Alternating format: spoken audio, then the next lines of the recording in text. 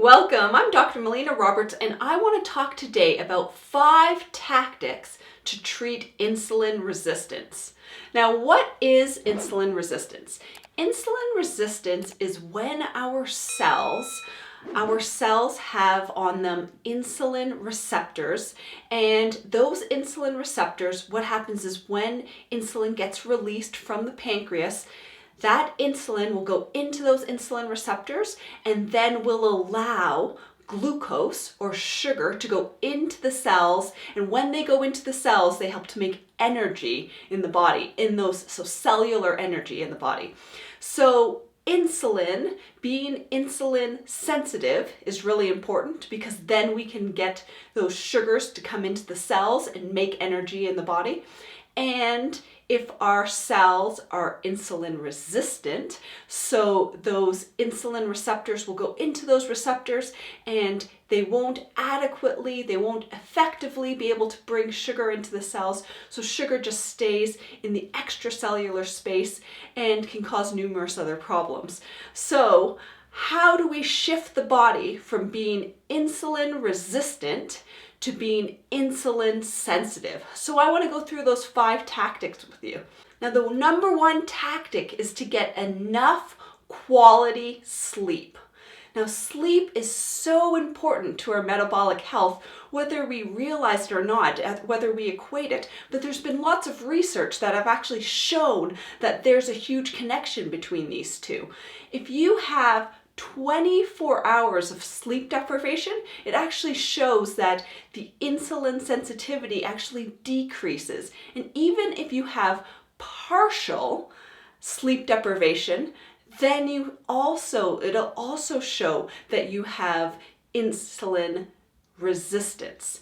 So what we want to do is we want to really focus on getting good quality sleep. I have some other videos that really go into that in more detail, but that really needs to be our focus. We need to make sure that we are prioritizing sleep. So if we want to shift our body from being insulin resistant to being insulin sensitive, what we need to be doing is we need to be prioritizing sleep. Number 2 tactic is getting exercise. So what they've shown in studies is they've shown that if we just do moderate exercise, it actually helps to increase the insulin sensitivity of our cells in the whole body. And it'll do that for 12 to 48 hours post-exercise. So this is really important for us to understand, is that the more that we exercise, that will actually increase the sensitivity of our cells. So this is another important tactic that we can do to shift our body from being more insulin resistant to being more insulin sensitive. The 3rd tactic is decrease stress. Now, this can be a big topic in itself because most people, when they think of stress, are thinking of mental emotional stress, and we should definitely be working on decreasing mental emotional stress. But there's other stressors on the body. These are different toxins that can be coming into our bodies. These can be everything from eating the wrong foods to having toxic loads, environmental toxins that are coming into our body, heavy metals that are coming into our body. This can also be from immune challenges. So if we have fungal infections or bacterial infections or viral infections or parasite infections, those things can all be stressors on the system. And what happens is that when you have those stressors on the body, it activates a part of the system called the HPA axis, which is the hypothalamus pituitary adrenal axis. And what happens when this system gets activated with those stressors is that the adrenals will then produce a stress hormone called cortisol. When we have high amounts of cortisol, this stimulates us to produce insulin. And when we have high amounts of insulin, this can set us up for an insulin resistant picture. So that means that if we can decrease the stress in our lives, if we can decrease the stressors that are coming into our body, then we can decrease those cortisol levels, and we can decrease the amount of insulin that's being released, and then we can actually help with that insulin sensitivity picture. So that's another way that we can shift the body from being insulin resistant to insulin sensitive.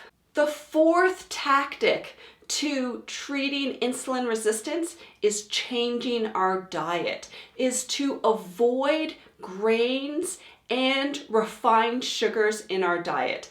What we know is that, first of all, sugars, having high amounts of sugars in the diet, will actually contribute to a more insulin resistant picture. It's just that there's too much sugar, and so then the body doesn't know how to handle it. And so what happens is that then we have a lot of insulin released, but we're not actually utilizing that sugar into those cells. It's just because there's an overload of sugar in the system.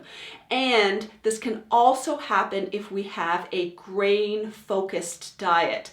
So what happens with grains is that when we consume grains, they turn to sugars rapidly in the body. And so this is the same as us having lots of sugars in our system. And often people don't equate it to the same thing. They're like, no, I don't have a lot of sugar in my diet, but my diet is filled with a lot of grains. You know, they're also having those cereals for breakfast. Even if they're having oatmeal, that's still a cereal. And then they'll have a sandwich or something like that for lunch, and then for dinner they'll be having a pasta or bread and, you know, some cake for dessert. And so these are just different ways that we have these grain-focused diets which are normalized in our society, but is contributing to this insulin resistant picture. So getting off of those grains, getting off of that sugar will be a huge factor in shifting the body from being insulin resistant to being insulin sensitive. The fifth tactic to treating insulin resistance is to take a supplement called berberine. And berberine, what it helps to do is actually helps to increase the sensitivity of those insulin receptors on our cells. So berberine is actually a very effective supplement if insulin resistance isn't resolving with all of the other tactics. It's a nice one to add in to help to improve and shift your body into a more insulin sensitive picture. All right, so thank you so much for listening. I encourage you to share this with your friends and family, to press the like button, to make a comment below, and until next time, continue to learn, grow, and build health.